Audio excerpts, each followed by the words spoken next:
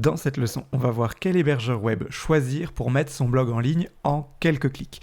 Et si vous n'êtes pas à l'aise avec la technique, vous inquiétez pas, c'est beaucoup plus simple que ça en a l'air. Alors pour mettre un blog en ligne, il va vous falloir plusieurs choses. La première, c'est un hébergeur web. C'est en gros chez cet hébergeur que les données de votre site vont être stockées et rendues accessibles via Internet. Donc vos textes, vos images, éventuellement vos vidéos, tout ça, elles vont être stockées dans des sortes de gros data centers, de gros disques durs chez cet hébergeur web. Et cet hébergeur web, il est connecté à Internet et c'est lui qui va le diffuser après partout. Vous allez avoir besoin d'un nom de domaine, c'est l'adresse web, c'est votre URL. Donc moi, c'est connectthedots.fr ou businessbacon.fr.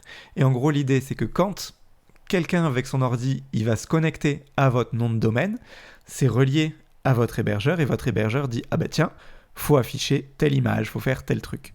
Et vous allez avoir besoin également d'un CMS. Donc CMS, c'est Content Management System ou système de gestion des contenus en français. C'est l'outil qui va vous permettre de mettre en page votre site. Donc c'est avec lui que vous allez dire affiche la photo en haut à droite, écris ce texte de telle façon, mets les pages dans cet ordre. Et tout ça, c'est avec lui que vous allez interagir. Donc l'ensemble de ces trois trucs vont permettre de rendre votre site internet accessible en ligne à tout le monde et de le présenter comme vous le souhaitez. Alors, vous pouvez acheter ces trois trucs séparément. Je recommande plutôt de prendre un pack groupé parce que c'est beaucoup plus simple à gérer. Et l'hébergeur web et le nom de domaine, je vous recommande d'aller chez O2Switch. Donc ça, c'est leur logo, c'est le tigre. Pourquoi ? Parce que c'est des Français, on fait travailler local, c'est cool. Ils sont très bons techniquement dans ce qu'ils font. Je vais vous passer un peu les détails, enfin ça n'apporte pas grand chose à la vidéo, mais leurs data centers sont de très très bonne qualité.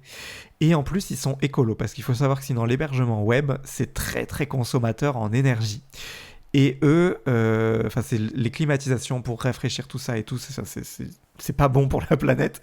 Et eux, ils sont écolos, alors ils ont des nouvelles technologies qui consomment beaucoup moins et tout ça, et du coup, c'est quand même pas mal. Et en plus, le fait d'avoir un seul pack pour vous, tout est rassemblé au même endroit, vous risquez pas de vous perdre ou de faire des erreurs en branchant un hébergeur avec un nom de domaine et tout, tout est géré au même point, donc plutôt cool. Et le CMS, on va utiliser WordPress.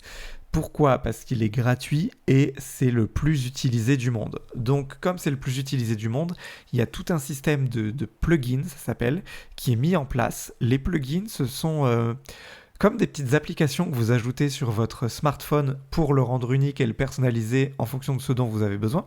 Là, c'est la même chose, mais version site internet. C'est-à-dire que vous allez pouvoir télécharger des petites apps qu'on appelle des plugins ou des extensions en français et qui vont vous permettre d'ajouter une fonctionnalité à votre site et tout ça. Et ça, il y en a sur d'autres CMS, mais sur WordPress, c'est là qu'il y en a le plus parce que c'est le plus utilisé au monde et du coup, c'est là qu'elles sont développées en priorité. Et également, comme la plupart des sites sont sur WordPress, vous avez possibilité tous les hébergeurs web vous permettent d'installer WordPress en un seul clic. C'est-à-dire que là, on va réserver tout ça avec O2Switch, je vais vous montrer comment faire. Et vous pourrez cliquer juste à un endroit et dire « Installe WordPress sur mon site » et ça se fait en un clic. Donc ça, c'est plutôt cool. Sur ce, je vous bascule sur mon écran et je vous montre comment on fait tout ça. Alors, je vous mettrai le lien de cette page qui est un peu secrète sur le site de O2Switch, parce que c'est une page où en fait ils font des offres. Ils ont une seule offre qu'ils appellent l'offre unique, ils ne se sont pas foulés. Mais sur cette page-là, il y a toujours des offres en cours. Alors, c'est pas toujours la même. Là, on voit que si je réserve aujourd'hui, normalement elle est à 7 € par mois. Là, je l'aurais eu à 4,20 € par mois, donc c'est à peu près un tiers de moins, je dirais, à vue de nez. Il y a aussi là, c'est le code promo qui vous permet d'avoir cette offre-là et tout. Ça change régulièrement, donc selon quand vous suivez cette vidéo, c'est moins 40%, c'est marqué là.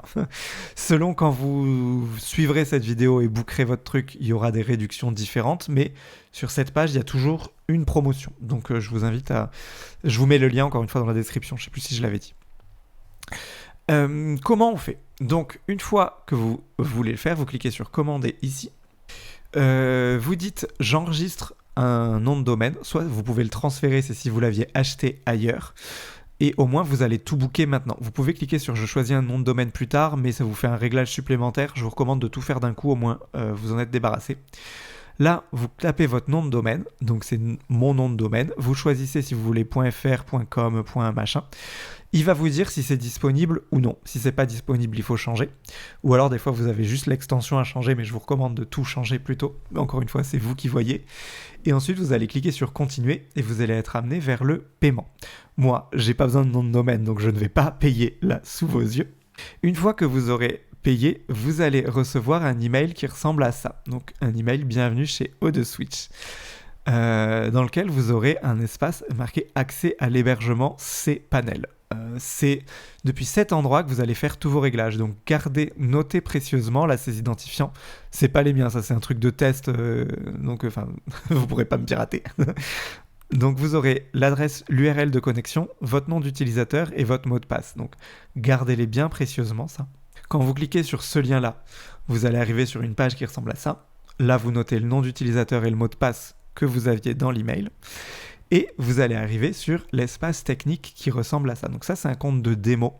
Donc je n'aurai pas accès à tous les trucs, c'est plus pour vous montrer. Je ne veux pas vous montrer mon compte à moi parce que je pourrais faire apparaître des trucs techniques un peu compromettantes. Je n'ai pas envie de risquer ça. Donc je vous montre ce compte-là. Première étape à faire, c'est de passer sur un format Let's Encrypt SSL. Ça, c'est juste pour avoir votre site, au lieu qu'il soit en http votre nom de domaine, il sera en HTTPS. C'est pour sécuriser les données de votre site.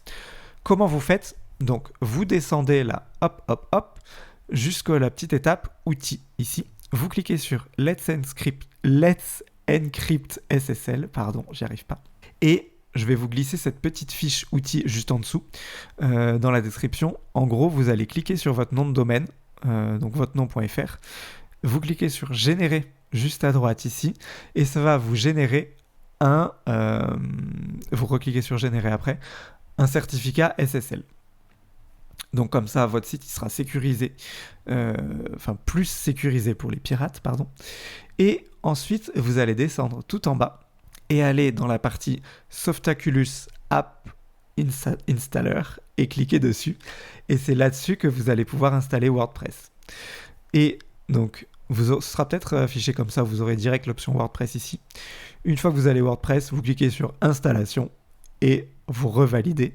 Je vous laisserai regarder les réglages que vous pouvez faire. En gros, ça va être les identifiants de votre site de WordPress que vous devriez noter aussi précieusement. Et voilà. Et ensuite, vous faites installation tout en bas et c'est validé.